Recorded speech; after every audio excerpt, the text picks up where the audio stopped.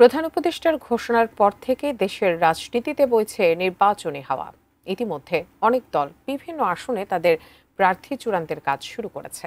আলোচনায় উঠে এসেছে সরকারি উপদেষ্টার পদে থাকা কয়েকজনের নামও। গুঞ্জন উঠেছে উপদেষ্টা মাহফুজ আলম নাকি বিএনপি থেকে নির্বাচন করবেন। এ নিয়ে কথা বলেছেন তার পিতা বিএনপির রামগঞ্জ উপজেলার ইছাপুর ইউনিয়নের সদ্য বিজয়ী সাধারণ সম্পাদক আজিজুর রহমান। আরও জানাচ্ছেন সহকর্মী শাহাদাত Rifat. He is known as to be the brain behind the whole revolution. So he denies it repeatedly. He said, not me, many others.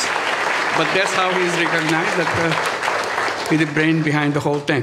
It's an amazing, meticulously designed thing.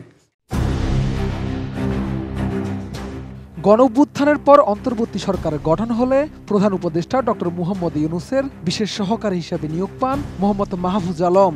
পরবর্তীতে নাহিদ ইসলামের পদত্যাগের পর তার স্থলাভিষিক্ত হয়ে তিনি সরকারের উপদেষ্টার দায়িত্ব পান। এদিকে আগামী জাতীয় সংসদ নির্বাচনের সম্ভাব্য সময় ঘোষণার পর অন্তর্বর্তী সরকারের এই উপদেষ্টাকে নিয়ে গুঞ্জন উঠেছে তিনি নাকি বিএনপি থেকে প্রার্থী হচ্ছেন, কেননা তার বাবা বিএনপির রাজনীতির সাথে জড়িত। সম্প্রতি উপদেষ্টা মাহফুজ আলমের বাবা আজিজুর রহমান লক্ষ্মীপুরের রামগঞ্জ উপজেলার ইছাপুর ইউনিয়ন বিএনপির সাধারণ সম্পাদক নির্বাচিত হয়েছেন। এরপর থেকে বিষয়টি আরও জোরালো হয়েছে। স্বাস্থ্যকর অল টাইম ফ্যামিলি কেক, সব সময় অল টাইম হেলদি লাইফ। জানা যায় 21 আগস্ট লক্ষ্মীপুরের রামগঞ্জ উপজেলার ইছাপুর ইউনিয়নের শ্রীরামপুর উচ্চ বিদ্যালয়ে বিএনপির কমিটি নির্বাচনের ভোট গ্রহণ হয়। এতে 435 জন ভোটার ভোট দেন।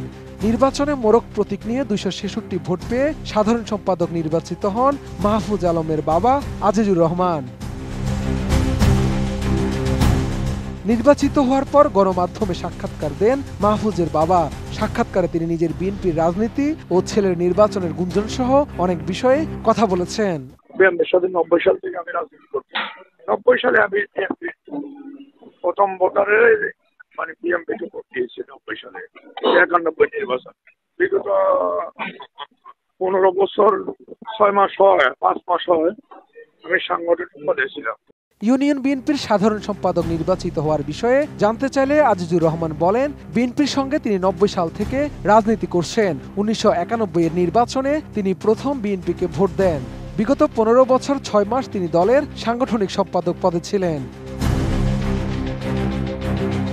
আওয়ামী লীগের নির্যাতনের শিকার হয়েছিলেন কিনা এমন প্রশ্নে আজিজুর রহমান বলেন, তিনি মূলত ব্যবসায়ী। গত বছরের 20 জুলাই আন্দোলনের সময় তিনি গ্রেফতার হয়েছিলেন। ব্যবসায়িকভাবে তার অনেক ক্ষতি হয়েছে। ব্যবসায়ী হিসাবে বলবো, আর নির্যাতন করতে ধরেন গত জুলাই মাসের আন্দোলন, আমি তখন জুলাই মাসের 20 তারিখ সোমবার, তাও তো আমি অ্যারেস্ট হয়েছি গত জুলাই। ব্যবসায়িকভাবে তো বহুত ক্ষতিগ্রস্ত হয়েছে।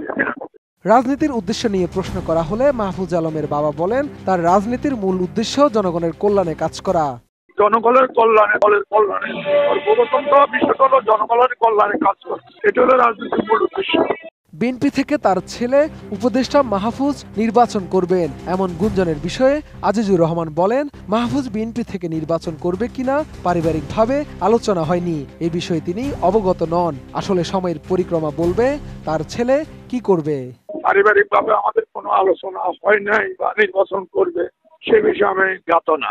আসলে সময়ের পরিক্রমা বলবে কি করব, সেটা একটু জটিল কথা। শাহাদাত রিফাত, এটিএন নিউজ, ঢাকা।